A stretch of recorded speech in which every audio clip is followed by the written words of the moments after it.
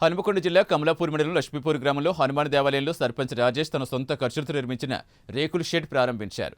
ఎన్నికల సమయంలో ఇచ్చిన హామీ మేరకు షెడ్ నిర్మించారని, ప్రతి హామీ నెరవేరుస్తామని సర్పంచ్ రాజేష్ చెప్పారు.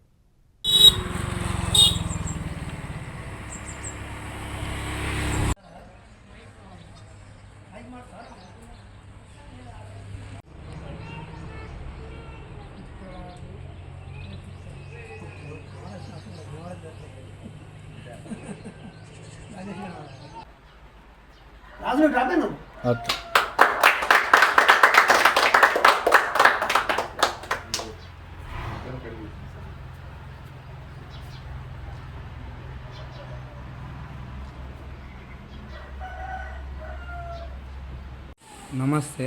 లక్ష్మీపురం గ్రామ సర్పంచ్ కౌడగాని రాజేష్. నేను ఎలక్షన్ ముందు లక్ష్మీపురం గ్రామానికి ఫస్ట్ పెళ్ళయ్యే ఆడపిల్లకు ఎవరికైనా 5 ఏళ్ళు 5,000 పదార్లు ఇస్తానని ఇచ్చిన హామీ నెరవేర్చడం జరిగింది.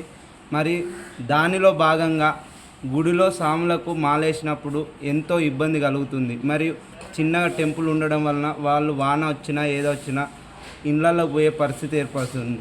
దానివలన వారికి ఎన్నికల భాగంలో హామీ ఇవ్వడం జరిగింది. రేకుల షెడ్ వేసి వాళ్లకు నీడ కల్పిస్తా సాములకు అని చెప్పడం జరిగింది. ఆ భాగంలోనే ఇవాళ రేకుల షెడ్ వేయడం జరిగింది. పూర్తి చేసి ఇవాళ ఓపెన్ చేయడం జరుగుతుంది.